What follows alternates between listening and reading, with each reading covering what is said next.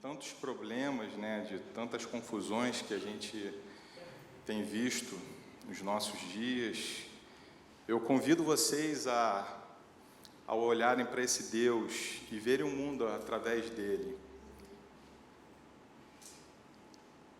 Deus tem muito a fazer, Deus já está fazendo, e o risco é da gente passar por isso sem ver. E a música nada mais fala do que abrir os olhos. Eu sempre, quando eu estou orando a Deus, eu peço: Senhor, aumenta a minha percepção, porque se eu não ouço, se eu não vejo, é porque eu não estou ligado a Ti.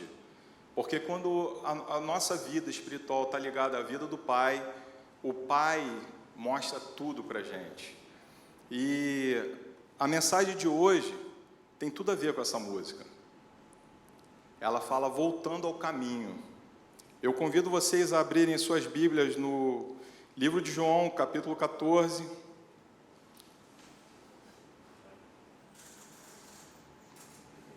Versículo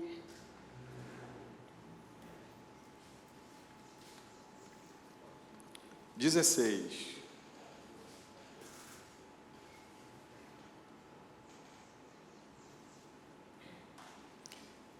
Minto, não é esse não. 4:6, desculpa.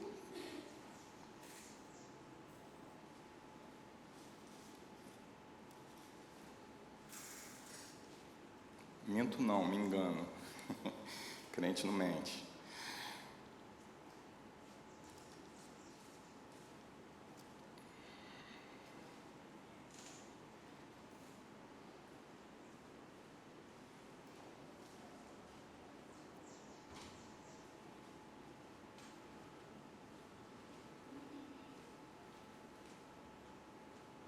Marcelo não checou não, né?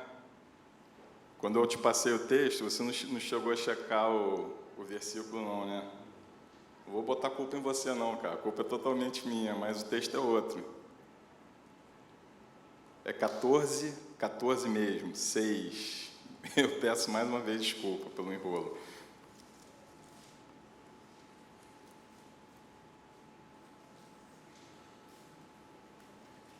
Vamos ver se a gente agora acertou. Disse-lhe Jesus: eu sou o caminho, a verdade e a vida. Ninguém vem ao Pai senão por mim.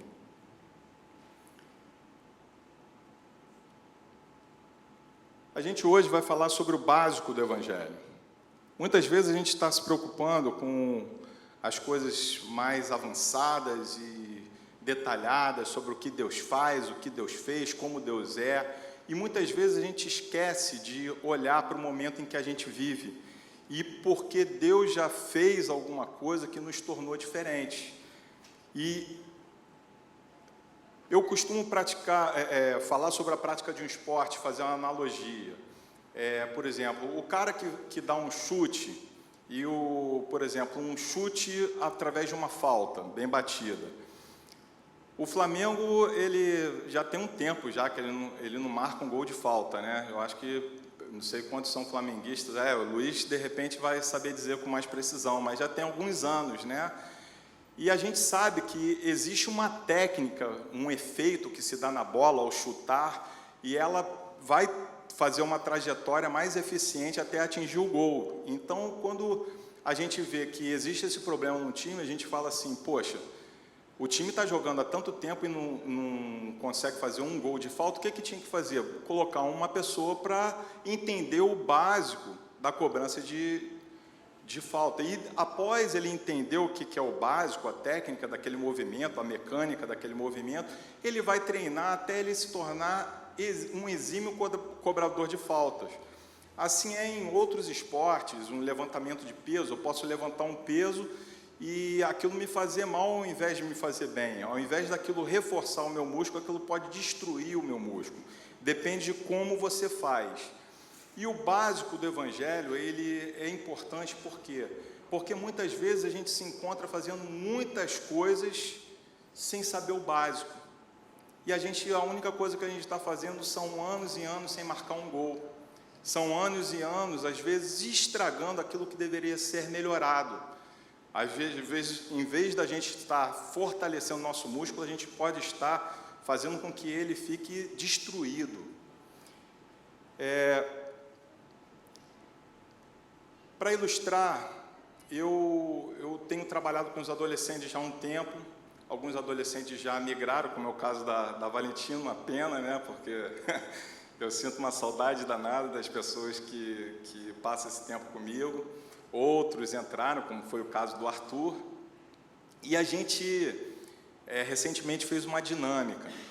Resolvemos falar sobre o plano da salvação. E a dinâmica foi a seguinte: vamos sentar aqui, eu sou um amigo de vocês da escola, ateu ou incrédulo, e vocês vão tentar me convencer sobre isso que vocês fazem, o que vocês seguem, o que vocês acreditam.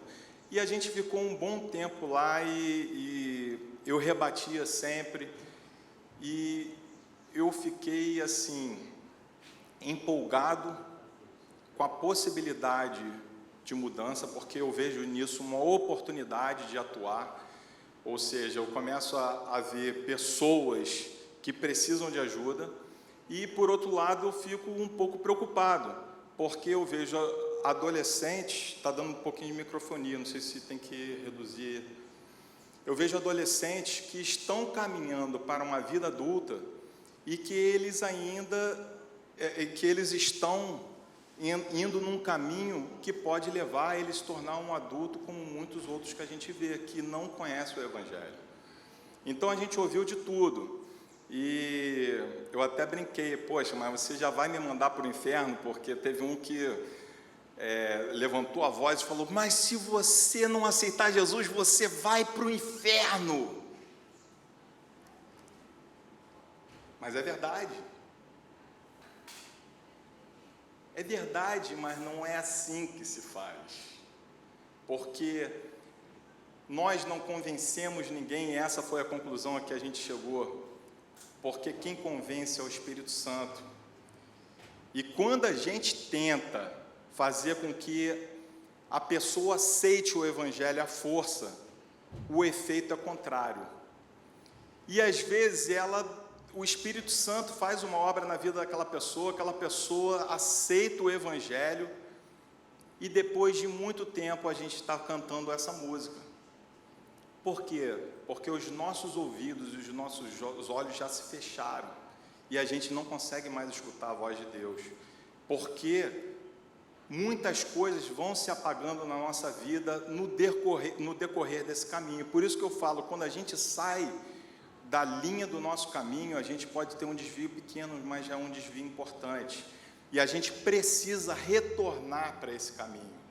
E nós vamos ver aqui, até para a gente se aproximar mais, eu vou contar um pouco da minha história. Meu nome é Augusto, eu tenho 48 anos, eu nasci num lar evangélico, e minha mãe era batista, frequentava a primeira igreja batista de Niterói. Minha mãe era uma guerreira, durante muito tempo foi à igreja sozinha.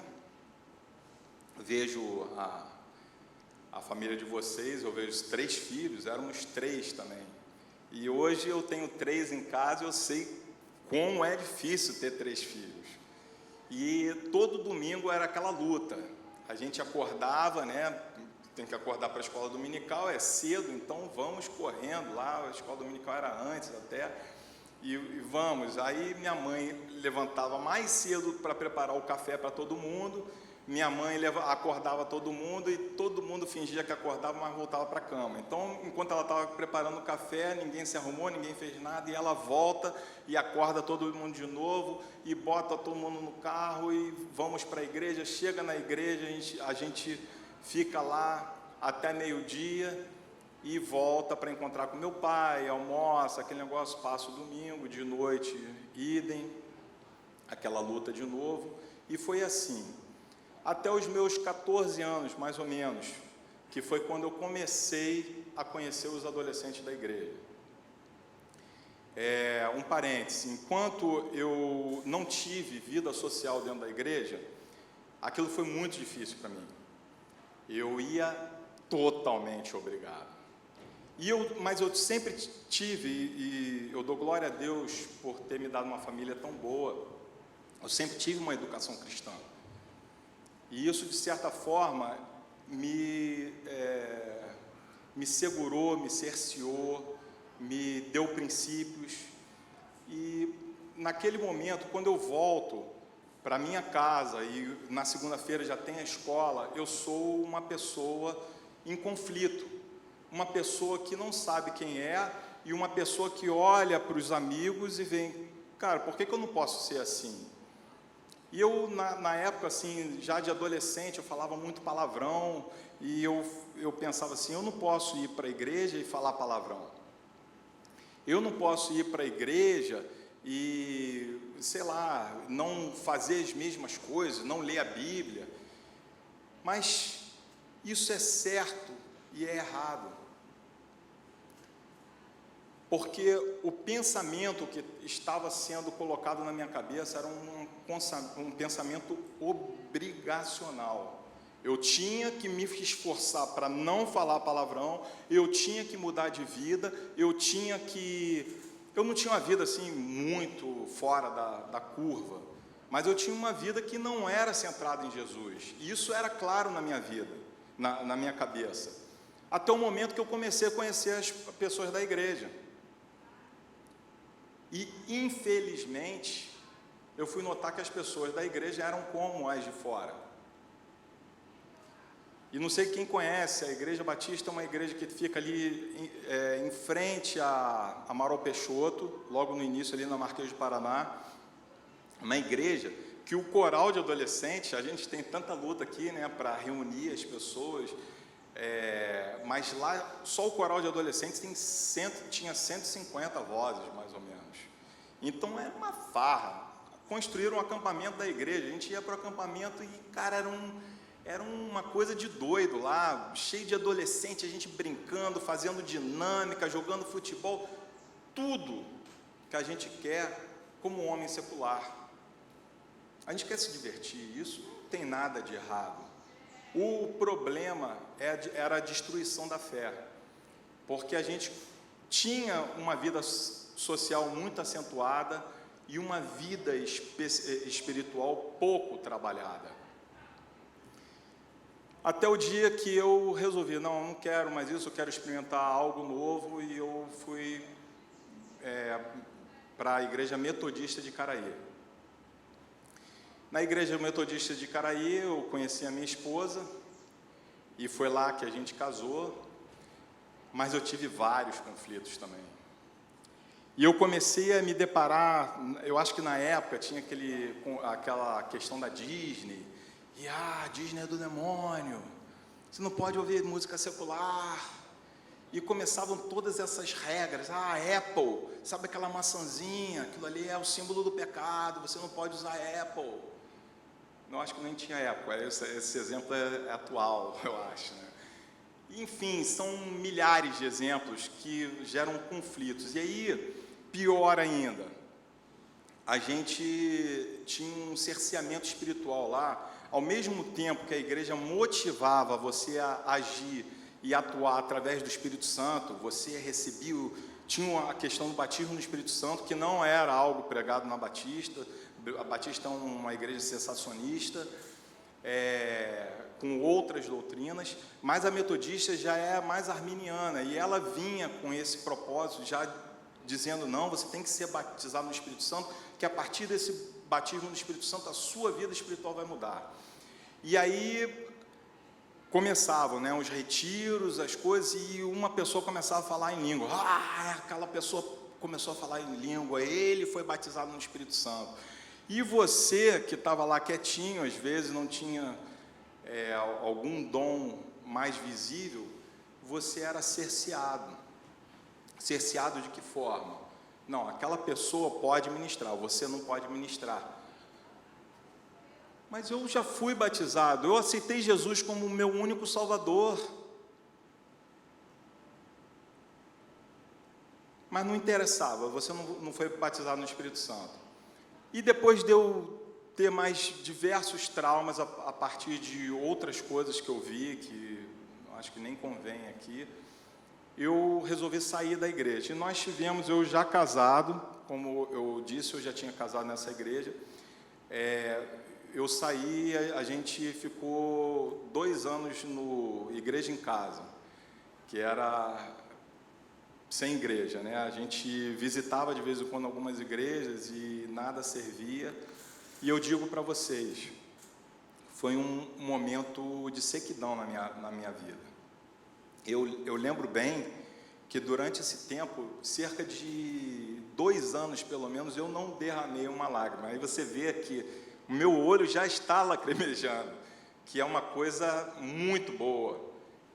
Mas dentro desse tempo, a gente viveu uma sequidão tão grande, espiritual, e um conflito enorme por causa dos traumas que a gente tinha vivido, e eu me tornei um cara frio, muito frio. Até que um dia a gente mudou para a Igreja Plena, que é uma igreja vinda da presbiteriana, muito mais racional, e ali a gente foi tratado de alguma forma. Passamos 2 anos, creio, até que esse trabalho, o meu sogro foi convidado para abrir esse trabalho aqui da Igreja Shalom, e nós viemos com ele. Até no início foi difícil, porque a gente não queria vir. A gente veio meio que por uma obrigação moral, mas a gente tinha se enturmado lá, já estava atuando, já estava trabalhando, mas a gente enxergou assim como uma obrigação moral e, de certa forma, que Deus tinha algo novo para fazer na vida da gente aqui. E aí eu digo para vocês, eu fui batizado na Igreja Batista aos 16 anos de idade, mas eu tenho certeza hoje que naquele momento eu não tinha nascido de novo. E eu tive momentos na Igreja Metodista também de espiritualidade, encontro com Deus, mas eu tive uma experiência que já foi nesse templo já, e eu lembro que foi assim perto dessa escada, que eu foi um apelo de cura, e o pastor chamava as pessoas para a cura, e eu tinha um joelho com artrose, um negócio que me incomodava muito, que eu sempre gostei de praticar esporte, e eu vim para a cura do meu joelho. Só que quando eu cheguei aqui, eu ouvi uma voz no meu ouvido: ajoelha. Eu falei, não tem ninguém ajoelhado aqui, eu vou pagar um bico danado, eu vou sempre com esse receio de, as pessoas vão pensar que você quer se mostrar mais espiritual. Aí eu ouvia de novo, se ajoelha, porque eu tenho algo para fazer na sua vida. E eu me ajoelhei. Na hora que eu me ajoelhei, não precisou assim 2 segundos não. Na hora, no exato momento que eu me ajoelhei, o tempo caiu. E eu comecei a chorar, a ponto de, ao final, a irmãzinha ter que vir com um paninho aqui para enxugar. E eu creio que, depois daquele dia, Deus fez algo novo na minha vida. Deus me mostrou o que Ele tinha feito por mim. Eu vou te falar, eu vim para um arrependimento aqui, eu vim para uma cura aqui, mas o que Deus me ministrou sobre minha vida foi arrependimento. Eu vim aqui e Deus falava assim, se arrepende dos seus pecados, você não é melhor do que ninguém. E foi apenas isso que fez com que eu tivesse essa transformação de vida. E eu, quando falava com os adolescentes lá, eu falava sobre o plano da salvação. Após essa dinâmica, eu dizia para eles, mas vocês entendem o plano da salvação? Vocês já ouviram falar no plano da salvação? Como vocês podem explicar alguma coisa para alguma pessoa que não é crente, se nem vocês conhecem o que é básico na sua vida? Eu sempre falo, e a Valentina está de prova disso, porque eu já falava isso na época deles, vocês têm que entender o que vocês vêm fazer na igreja. A gente agora está nesse dilema, né? E tem muita gente, fecha a igreja, abre a igreja, e a gente tem que entender o que a gente faz aqui na igreja, ou se fechar, o que a gente continua sendo como igreja. Porque existe um significado nisso que muitas vezes a gente já perdeu. Não perdeu por culpa de vocês, não perdeu por culpa da liderança, de repente perdeu por culpa do momento, do sistema. Existe uma proposta, que é uma proposta profética, que vai se cumprir. Essa proposta, ela diz sobre a apostasia. A apostasia é alguém que já tinha fé, ela deixa de ter fé. E a Bíblia diz que no final dos tempos o amor de muitos esfriará e as pessoas deixarão de acreditar.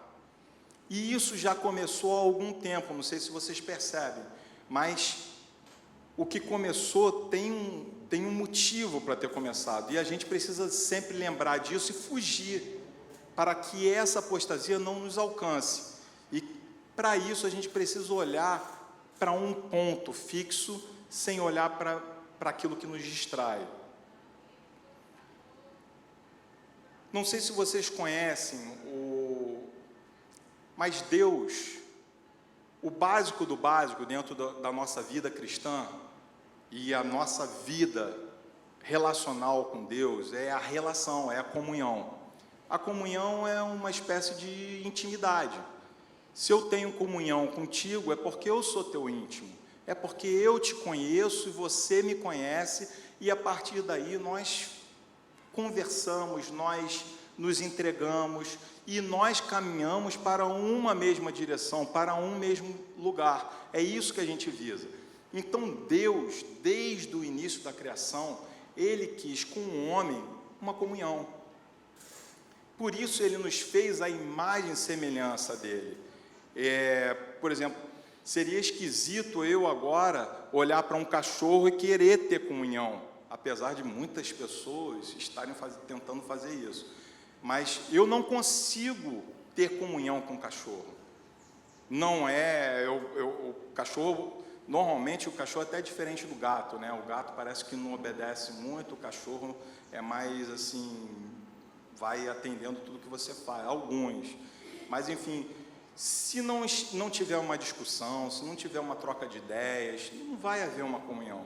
E Deus, desde o início, Ele nos criou a imagem e semelhança dEle para que nós tivéssemos comunhão com Ele. Só que a comunhão, naturalmente, ela vai gerar uma aliança. E o exemplo disso, mais prático que a gente conhece, que também é um instituto que vem se depreciando ao longo do tempo, é o casamento. Nós nos casamos e ali naquele momento a gente faz diante do Senhor uma aliança com aquela pessoa. Eu nunca iria fazer uma aliança, apesar de culturalmente ser uma prática de alguns países, a gente entende que eu não posso fazer uma aliança com uma pessoa de verdadeiro casamento se eu não conhecê-la e não tiver intimidade com ela antes. Então eu preciso saber quem essa pessoa é, o que ela faz, o que ela gosta, se eu gosto disso também, se eu tenho afinidade com ela, e a gente vai até que a gente resolve fazer uma aliança. A aliança nada mais é do que um contrato, um pacto. E Deus fez, ao longo da Bíblia, segundo os teólogos, 7 pactos com o homem. Foi o primeiro pacto no Éden, onde ele tinha uma comunhão plena com o homem. O segundo pacto foi o pacto de Adão após a queda, depois Noé, depois Abraão, Moisés, Davi, e aí depois veio um novo pacto, que é a nova aliança, e é o que a gente vive hoje.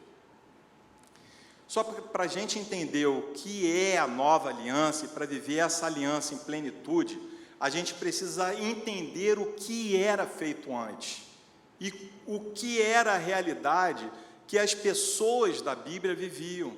Muitas vezes a gente está pregando a Bíblia, a gente está olhando uma história de Abraão, e eu posso chegar aqui e fazer uma pregação lindíssima sobre Abraão, eu posso fazer uma pregação lindíssima sobre Ruth.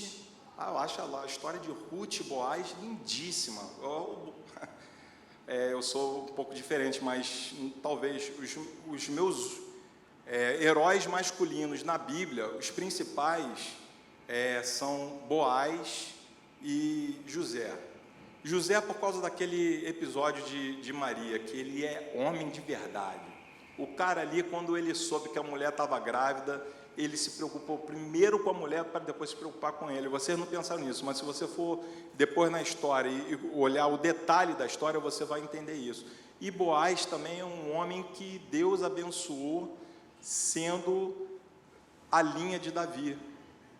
Por quê? Porque a história é lindíssima, e eu prego isso para vocês aqui, e eu falo como qualquer um poderia falar numa sinagoga.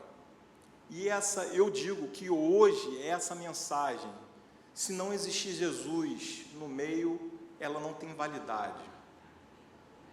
Ela não passa de uma mensagem que eu posso falar para judeus, que não aceitam o Messias como Jesus como Messias. Isso é importante a gente saber, porque muitas vezes a gente está lendo o Antigo Testamento e a gente está deixando de ver aquilo que Jesus fez na cruz. E quando a gente lê, e eu falava com os adolescentes, quando a gente vê, desde o início, desde a primeira aliança, Deus já alinhavou tudo para que a comunhão que Ele pretende com o homem, que ela se mantivesse ao longo de toda a história. Só que alguns passos precisaram ser dados até que a gente chegasse ao momento atual. O problema é que no momento atual, em que existia uma reconciliação, a gente está voltando para o momento passado. E a gente volta para a antiga aliança. O que acontece? Eu vou citar 3 alianças apenas, das alianças antigas, até chegar à nova. A aliança abraâmica, entre Abraão e Deus, foi firmado um pacto mediante uma promessa. E Deus vira para Abraão e fala: olha só, você não vai precisar fazer nada, eu vou fazer tudo. E a partir de ti, eu vou fazer uma grande nação, mas não é para você. Abraão, você é parte da história, mas a partir dessa nação, eu vou abençoar todas as nações da terra. E assim ele fez. E Abraão não precisou fazer nada. Mas ele ia matar o filho. Ele só precisou ter fé. Então guardem isso. Ele só precisou ter fé. Aí o povo foi parar no Egito, a partir de Jacó, os seus filhos, José, né, que foi governador do Egito, e ele fica lá durante 400 anos. De lá sai um povo já, com mais de 2 milhões de pessoas. E já no deserto, após tirar aquele povo do Egito, Deus faz uma nova aliança com o povo, que é uma aliança agora feita em pedras, a partir de letras. E é a aliança da lei. Ele usa como mediador Moisés e entrega ao povo aquela aliança. Olha só, vocês vão ter que fazer tudo. Se vocês fizerem, eu vou abençoar vocês. E aí está a sutileza que às vezes nos confunde. Então a gente precisa entender o que a antiga aliança falava para a gente entender que a gente hoje não pode viver a antiga aliança. Por que a antiga aliança existiu? Porque foi através dela que a gente tem a certeza da condenação. Então Jesus vem ao mundo, ainda na vigência da antiga aliança, ainda não consumou a sua obra, e ele vem mostrar para as pessoas: vocês não estão atendendo à lei. E ele fala isso principalmente para quem? Para aqueles que pensavam que estavam atendendo à lei. Porque os outros que não pensavam que estavam atendendo à lei eram os pobres. O que ele fala lá no Sermão do Monte, bem-aventurados os pobres de espírito, são aqueles que se derramam, que reconhecem que não atendem à lei, que reconhecem que precisam de arrependimento, que reconhecem que por si só não alcançam ao Senhor, que pelas suas obras eles estão sempre falhando e que eles precisam da graça de Deus para viver. Tem até uma música do nosso pastor sobre isso. E aí, Jesus vem, mostra isso, e principalmente para quem? Para os hipócritas, fariseus, que ele diz muito lá no capítulo 23 de Mateus, e ele vence a morte. A obra da cruz é a nossa vida hoje. Então, a partir de uma visão, de um momento de morte, que é representado pela antiga aliança, pela lei que nenhum homem conseguiu cumprir, vem uma nova aliança que representa a vida. E se na antiga aliança a gente precisava fazer tudo, na nova aliança a gente precisa fazer o quê? Nada.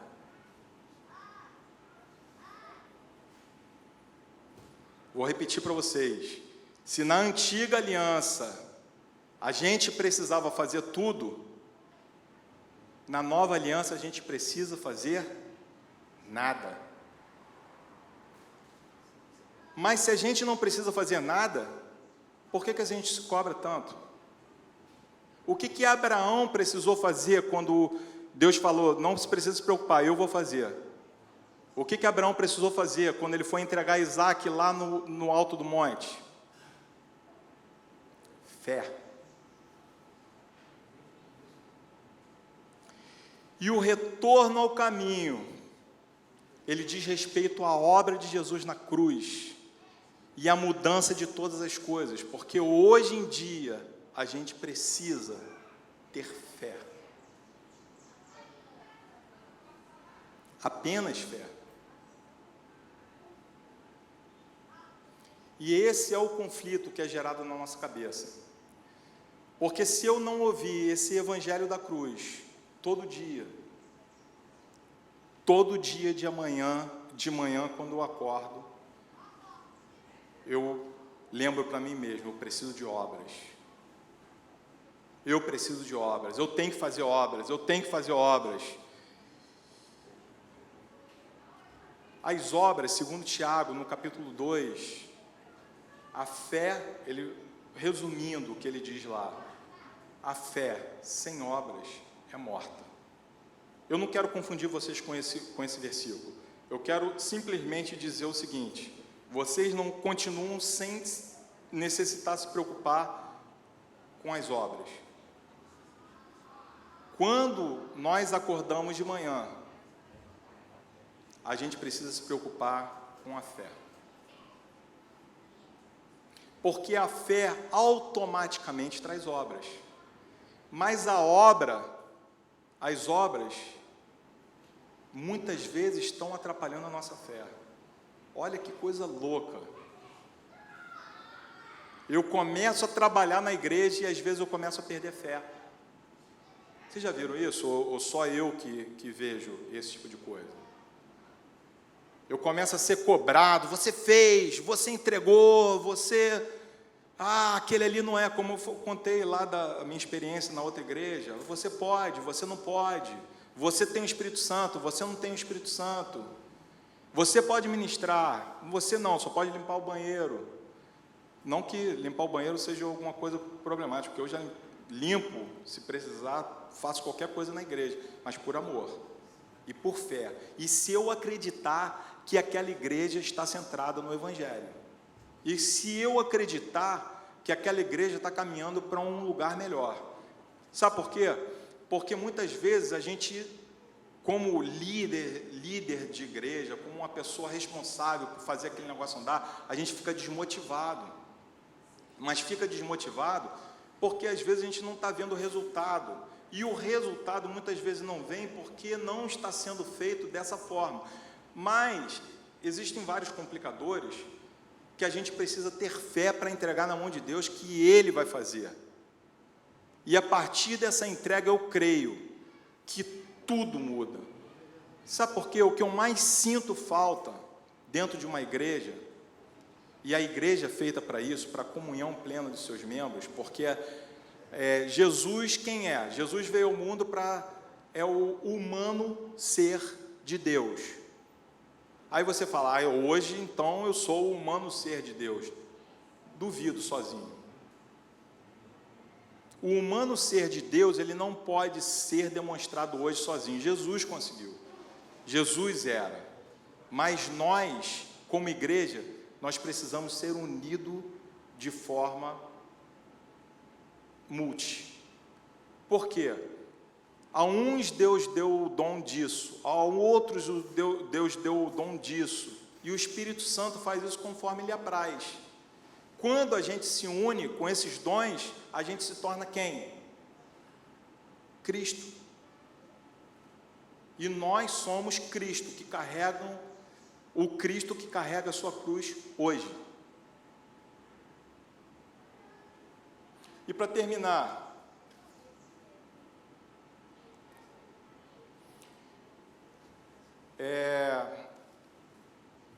eu não sei quantos conhecem o livro de Gálatas, e sobre a importância desse livro, hoje em dia, para a gente.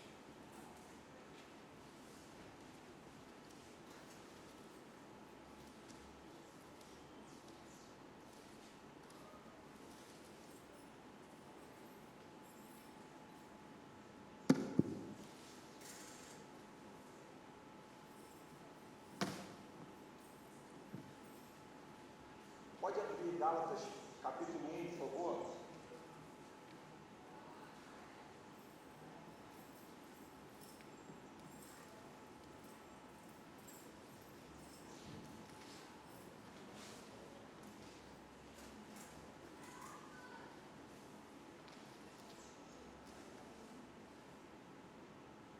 Vou explicar o contexto mais ou menos. Desculpa, vou explicar o contexto mais ou menos desse livro. Paulo começa a falar com a igreja da Galácia. E ele está indignado. E vocês vão ver nesse primeiro capítulo como que ele está indignado e por que ele está indignado. Diz assim, a partir do primeiro versículo: Paulo, apóstolo, não de homens, nem por algum homem, mas por Jesus Cristo, e por Deus, o Pai, que ressuscitou dentre os mortos, e todos os irmãos que estão comigo, as igrejas da Galácia. Graças seja a vós e paz de parte de Deus, o Pai, e do nosso Senhor Jesus Cristo, o qual se deu por nossos pecados, para que pudesse nos livrar do presente mundo maligno, conforme a vontade de Deus, nosso Pai, a quem seja a glória para sempre e sempre. Amém.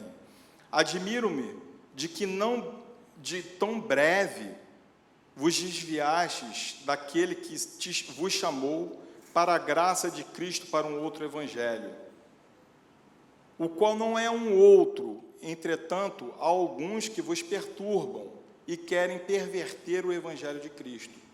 Porém, ainda que alguém, nós ou um anjo do céu vos pregasse algum outro evangelho, além do que vos pregamos, que seja ele anátema, amaldiçoado. Como já vos dissemos, digo-vos agora, novamente, se algum homem pregar-vos algum outro evangelho, além do que recebeste, que ele seja amaldiçoado. Pois persuado eu agora a homens ou a Deus, ou procuro agradar a homens? Se estivesse ainda de agradar aos homens, não deveria ser servo de Cristo. Mas asseguro-vos, irmãos, que o evangelho que foi pregado por mim não é segundo um homem, porque eu nem o recebi de homem, nem me ensinaram, porém mediante a revelação de Jesus Cristo. Porque ouviste minhas conversas anteriores sobre quando eu vivia no judaísmo, como excessivamente eu perseguia a igreja de Deus e a assolava. Superava na religião judaica muitos dos meus companheiros na minha própria nação, sendo mais excessivamente zeloso nas tradições de meus pais. Mas quando aprova Deus, que me separou desde o ventre da minha mãe, e me chamou pela sua graça, revelar o seu Filho em mim, para que eu vos pregasse entre os gentios, imediatamente não consultei carne e sangue, nem subi a Jerusalém para que eram apóstolos antes de mim, mas parti para a Arábia e outra vez retornei a Damasco. Então, depois de 3 anos, subi a Jerusalém para ver Pedro e permaneci com ele por 15 dias. Mas nos outros apóstolos não vi nenhum, exceto Tiago, irmão do Senhor. Ora, acerca das coisas que vos escrevo, digo perante Deus que não minto. Depois eu vim para as regiões da Síria e Sicília.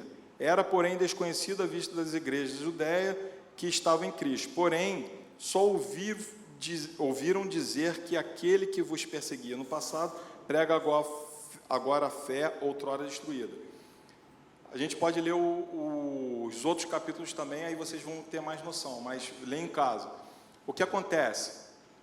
Paulo, né, nesse momento, ele está indignado. Você vê que a ponto dele falar, a pessoa que estiver fazendo isso é maldito. O que a pessoa estava fazendo? E qual era a carnalidade da Galácia, da igreja da Galácia, dos Gálatas? A carnalidade era estar voltando ao judaísmo. E, por consequência, a lei, a antiga aliança, a velha aliança. Então, ele começou nessa proposta de enfrentar, até o ponto dele mostrar no capítulo 2, que ele foi e repreendeu a Pedro. São Pedro, que todo mundo, que a Igreja Católica fala que é o fundador da igreja, ou que é a entidade máxima da igreja e tudo mais, mas Paulo foi até ele e na frente de todos repreendi, e ele ainda fala, porque merecia. E qual era o pecado de Pedro? Pedro, a única coisa que ele estava se perdendo, se a gente fala assim, a gente se perdeu, mas Pedro naquela época, tendo estado com Jesus, se perdeu também. A gente fala assim, cara, a gente não tem culpa, mas a gente precisa abrir os nossos olhos e voltar, para poder não se perder mais. Porque ele foi e repreendeu Pedro na frente de todas as pessoas, sobre algo que ele fala, se tu, sendo judeu, vive como gentios, por que está obrigando os gentios a viverem como judeus, a fazerem circuncisão, a atenderem às leis? E o pecado, a carnalidade da igreja da Galácia era unicamente esse. Era uma igreja ótima, só que estava voltando para o judaísmo, estava voltando para as leis e para a antiga aliança. E o que isso implicava? Segundo Paulo, vocês estão anulando a obra de Cristo na cruz.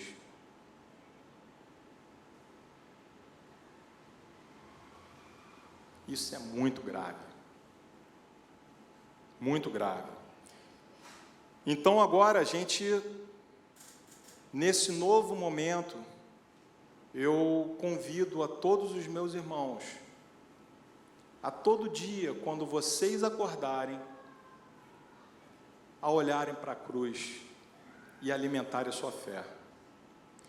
E toda vez que as obras ou a construção religiosa estiver atrapalhando os traumas, porque muitas vezes a gente olha e vê, poxa, mas aquela referência, aquele pastor, aquela pessoa, ele caiu, e eu estou caindo também, mas eu estou... É muito comum a gente pensar em média, né? Em referências fracas, porque a gente olha, mas eu não estou tão bem assim aqui. Quem disse?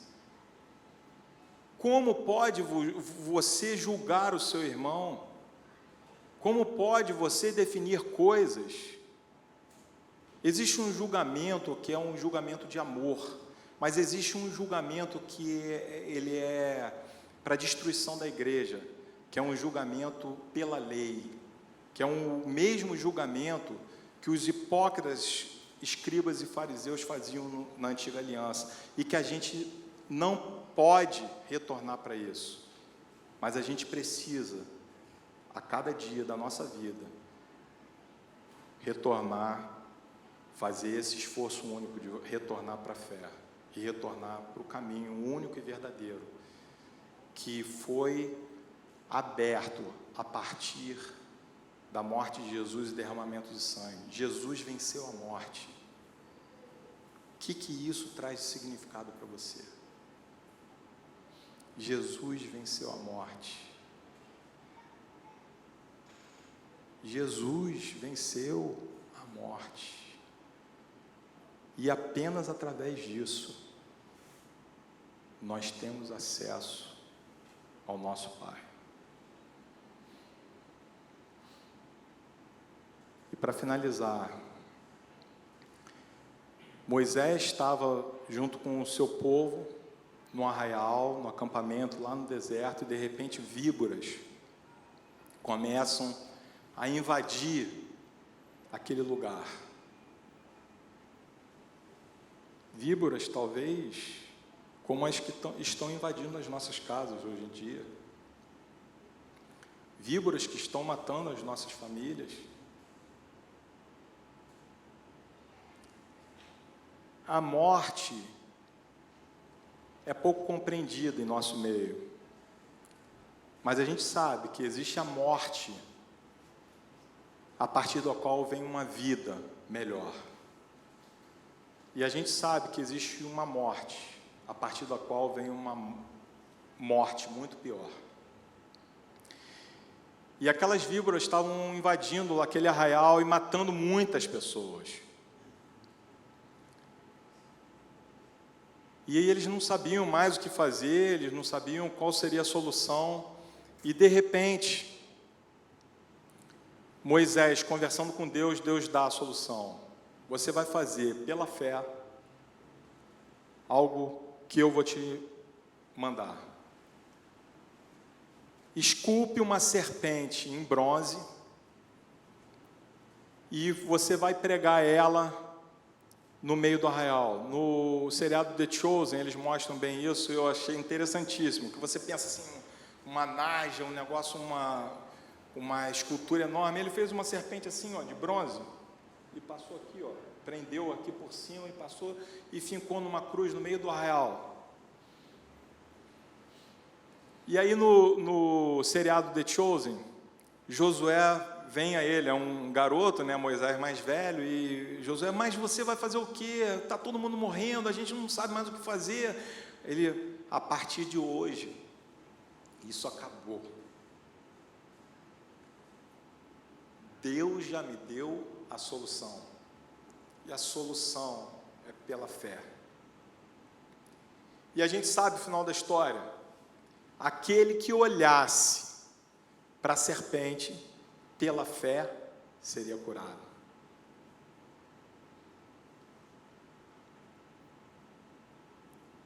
E assim é muito fácil, hoje, a gente olhar para o Antigo Testamento, e a gente vê Cristo.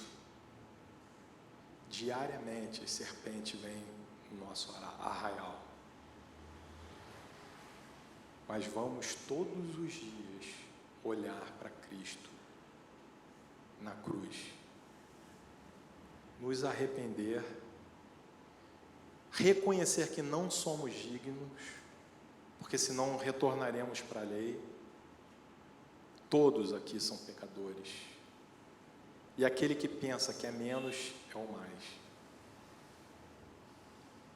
E a partir disso, vamos viver o Evangelho verdadeiro e seguir no caminho que Deus preparou para a gente. Amém? Vamos orar para a gente encerrar. Pai, nós te agradecemos, Senhor, pela Tua palavra, Senhor, em nossos corações. Assim como está escrito em Jeremias 31, Pai, Escreve ela nos nossos corações, não em tábuas de pedra, Senhor, escreve ela de dentro para fora. Pai, que nós possamos a cada dia nos enxergar diante de Ti. Assim como a música diz, abre os nossos olhos, abre os nossos ouvidos. Pai, nos tira todo engano, tudo que foi construído errado, desde a primeira edificação religiosa em nossas vidas, que tem atrapalhado a gente de Te adorar, de se entregar mais e mais, de ter mais esse sentimento interno, Pai. Tira toda a confusão de cada um aqui, Pai. Pai, em nome de Jesus, nós reconhecemos que a única coisa que precisamos é a fé, é acreditar, Senhor, e proclamar com a nossa boca que o Senhor é Salvador, que o Senhor é um Deus de amor e que a sua obra já está completa naquela cruz.